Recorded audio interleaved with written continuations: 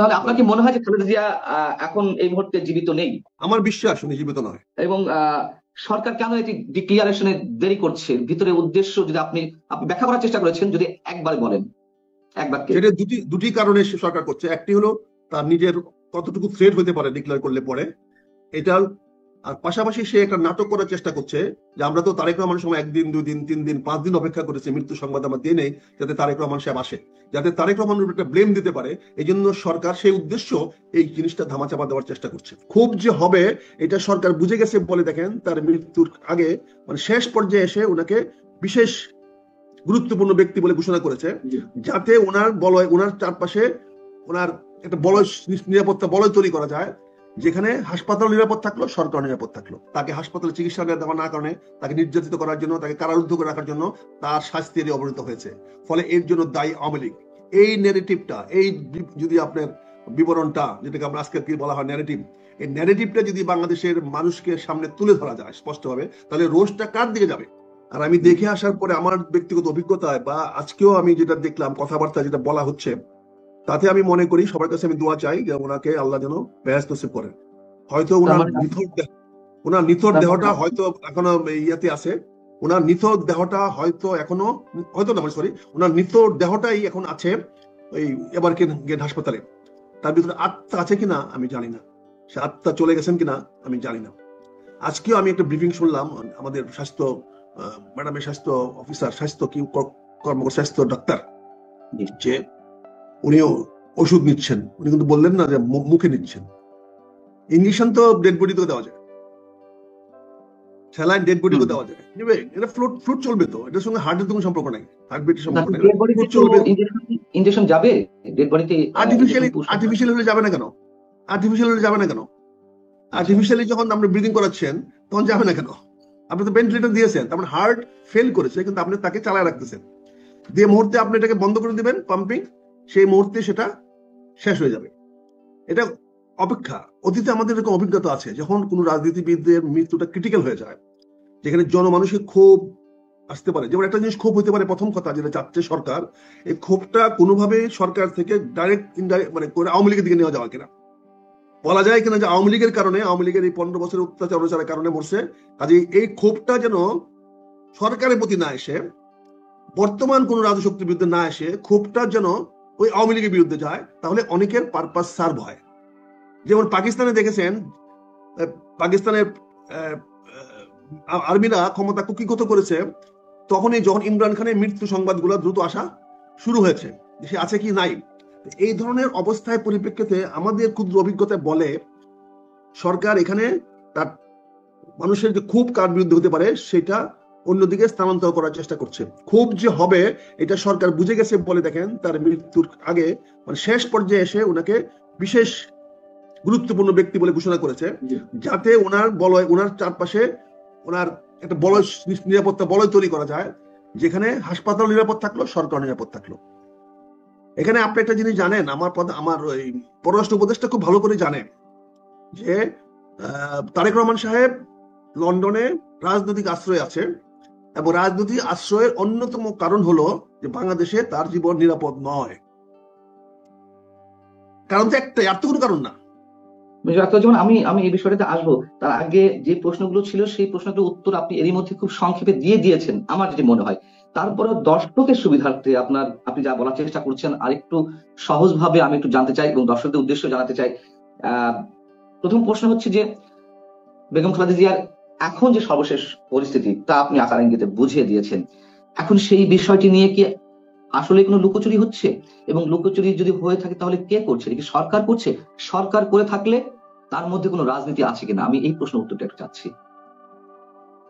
আপনি দেখেন, এই সরকারের অস্তিত্ব নির্ভর করতেছে দেশমাতা খালেদা জিয়ার শেষ ব্রিদিং এর উপরে।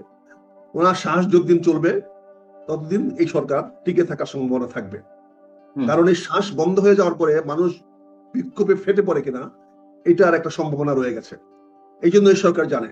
আর এই সরকারের সঙ্গে আমাদের নেতা তারেক রহমান সাহেবের একটা ভেরি গুড আন্ডারস্ট্যান্ডিং আছে। আপনি দেখেন আজকেও এই আমাদের ডাক্তার জাহিদ সাহেব বলেছেন যে উপদেষ্টা সাহেবরা সবাই যোগাযোগ করতেছেন।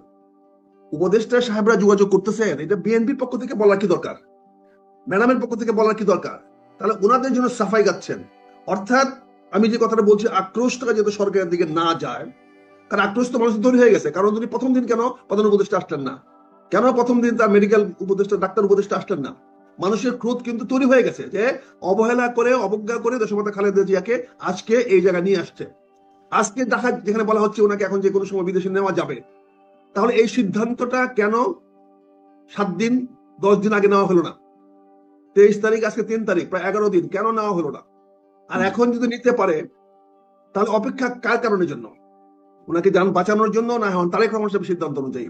এখন তারেক রহমান সাহেবের সিদ্ধান্ত আমরা গেলাম না, কিন্তু কথা হচ্ছে যে তোমরা নিজেদের অবস্থাকে রক্ষা করার জন্য, মানুষের রোষ থেকে, মানুষের ক্রোধ থেকে বাঁচার জন্য, আপনি দেখেন ওনাকে দেখার জন্য আমার 3 বাহিনী প্রধান চলে গেলেন। তাতে কি মেসেজটা আমরা পেলাম? জনগণ কি মেসেজ পেল? যে সিচুয়েশন আন্ডার কন্ট্রোল। 3 বাহিনী প্রধান পর্যন্ত এখন পর্যন্ত দেশমাতা খালেদা জিয়া আনুগত্য দেখাচ্ছে, তার মানে ওনার সঙ্গে ওনাদের কোনো এনিমিটি নাই। দেশমাতা খালেদা জিয়ার সঙ্গে সশস্ত্র বাহিনীর কোন রকম বৈরী সম্পর্ক নাই, এটি তো প্রমাণ হলো। যারা কিন্তু আগেও হইলো, কিন্তু উনি তো একটা অভিযোগ আসছে যে 21 তারিখের প্রোগ্রামে উনি যাওয়ার কারণে ঠান্ডাটা ওনার প্রকট হয়েছে এবং ওনার হার্টের উপরে এটা প্রচন্ড চাপ সৃষ্টি করেছে। এটা অনেকে বলা বলি করছেন 21 তারিখে, ফলে সশস্ত্র বাহিনী একটা ব্যাক ফুটিং এ চলে গেছিল। এখন যখনই ওনাকে বিশেষ বিবিআইবি ঘোষণা করা হয়েছে, বিবিআইবি ঘোষণা করার সঙ্গে সঙ্গে সশস্ত্র বাহিনী দায়িত্বশীলভাবে তাদের যাওয়া দরকার হয়ে গেছে, কারণ তখন এটা অফিসিয়াল হয়ে গেছে। Any VVIP of the country কে যে কোনো লোক অ্যাপ্রোচ করতে পারে। এতদিন she was a political leader. ঘোষণা না করলেও তো 3 বাহিনী প্রধানেরা জি না পান্না ভাই, যেতে পারতেন না। এটা ঘোষণা করার আগে পর্যন্ত ছিলেন উনি বিএনপি নেতা। হ্যাঁ, বিএনপি নেতার বাড়িতে স্বাস্থ্য দেখার জন্য গেলে এটা অর্থ অন্যরকম হতো। কিন্তু আমরা তো জানি যে এর আগে সেনাপ্রধান গিয়েছেন, লাস্ট যদি গিয়েছেন দাওয়াত দিতে, গিয়েছেন বলে তো কন্ট্রোভার্সি হয়েছে, কন্ট্রোভার্সি হলে অতটা বেশি ব্লেম সেনাপ্রধানের গায়ে সম্ভবত পড়েনি, তাই না? না, উনি যখন ধোয়া তুলসী পাতা, আপনারা তো ওনাকে একটা ভালো মানুষ বানানোর চেষ্টা করতেছেন। উনি ভালো মানুষ, উনি দেশটাকে শান্তিতে রাখতেছেন, উনি দেশ শান্তি রাখতেছেন, আমি ধন্যবাদ জানাই। উনি সশস্ত্র বাহিনীকে অত্যন্ত শৃঙ্খলার মধ্যে রাখছেন এবং পলিটিক্যাল গেমে উনি আসতেছেন না, উনি পলিটিক্যাল গেমের বাইরে যাচ্ছেন। কিন্তু কালকে আমি কেন বলছি যে এটা সশস্ত্র বাহিনীকে বাধ্য করেছে প্রধান উপদেষ্টা মহোদয়, এখন আপনারা যান, আমি তো বিবিআইবি ঘোষণা করে দিচ্ছি, অর্থাৎ এই সরকারে উনি একজন বন্ধু মানুষ, এই সরকার একটা অংশ করে নিলেন ওনাকে। বিবিআইবি ডিক্লারেশন মানেটা কি? সে একটা গভর্নমেন্টের সরকারের বিশিষ্ট ব্যক্তি, রাষ্ট্রের বিশিষ্ট ব্যক্তি, দেখার জন্য যে কেউ যেতে পারে। আমি প্রশ্নের আরো উত্তরটা দিলে তাহলে মানে অডিয়েন্সে বুঝতে সুবিধা হবে। শেষ পর্যায়ে এসে যখন তার শারীরিক অবস্থা নিয়ে মানুষ উদ্বিগ্ন, সর্বোচ্চ চিকিৎসা ব্যবস্থা প্রয়োজন, শেষ মুহূর্তে এসে যে এসএসএফ নিয়োগ করা হলো, তার আগে ভিভিআইপি ঘোষণা করা হলো, এটার মধ্যে কোনো ধরনের কোনো রহস্য আপনি নিশ্চয়ই খুঁজে পাচ্ছেন এবং সেটাই বলার চেষ্টা করছেন। সেই রহস্যটা আসলে কি, বা এটা কি কোনো নাটকের অংশ কিনা? আমি তো কয়েকবার আপনাকে বললাম রহস্য আছে বলে তো সরকার নিজেকে বাঁচানোর জন্য, সরকার নিজেকে জনরোষ থেকে বাঁচানোর জন্য ব্যবস্থা নিয়েছে, না হলে এই সরকারের প্রতি জনরোষ তৈরি হবে। আপনি বলছেন যে প্রথম থেকে তাকে বিদেশে নেওয়ার ব্যবস্থা হলো না কেন, প্রথম অবস্থাতেই প্রধান উপদেষ্টা সেখানে গেলেন না কেন, এই জায়গাগুলো থেকে সরকার এটি করার চেষ্টা করছে। তো এটি তো বিদেশে নেওয়ার উদ্যোগটা তো বিএনপির পক্ষ থেকে নেওয়া হবে, বা তার পরিবারের পক্ষ থেকে দাবিটি বা অনুরোধটি উত্থাপন করা হবে, এটি সরকার কেন করবে আগে থেকে? ওনারা কেন নিবে? উনি ভিভিআইপি, উনি একজন বিশিষ্ট ব্যক্তি, উনাকে হাসপাতালে ভর্তি হয়েছে, সরকারি কোনো নৈতিক দায়িত্ব নাই, দেশের একটা বিএনপির কে ঘাড়ে কাঁদন দিচ্ছেন। বিএনপি কেন বিদেশে নেওয়ার ঝুঁকি নিবে? বিএনপি কি সেরকম ফেসিলিটি আছে? BNP can facilitate that? BNP পারবে সেটা করতে? কাজে এটা কেন আপনার বুদুর ঘাড়ে দেওয়ার চেষ্টা করছেন? এটা সরকারের একমাত্র রেসপন্সিবিলিটি, দায়িত্ব।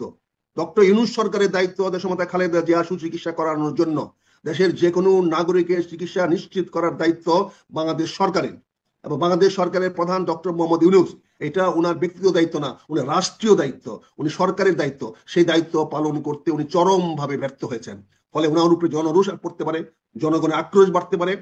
দেশমাতা খালেদা জিয়ার মৃত্যুর পরে কি হতে পারে এটা এখনো সবাই অ্যাজুম করতেছে, এখন সিদ্ধান্ত নিতে পারতেছে না, তাই দেরি হচ্ছে, তাই বিষয়টা প্রকাশ করতে দেরি হচ্ছে। এখানে সরকার নিজেকে রক্ষা করার জন্যই সেনাবাহিনীকে ডেকেছে, নৌবাহিনীকে ডেকেছে, বিমান বাহিনীকে ডেকেছে, সেখানে ভিভিআইপি ডিক্লেয়ার করেছে, সেখানে 3 স্টেজের 3 লেয়ারের সিকিউরিটি অ্যারেঞ্জমেন্ট করা হয়েছে। কাজে এটা তো বোঝাই যাচ্ছে যে এটা জনরোষ থেকে রক্ষা করার জন্য সরকার তার দায়িত্ব এড়ানোর জন্য করছে।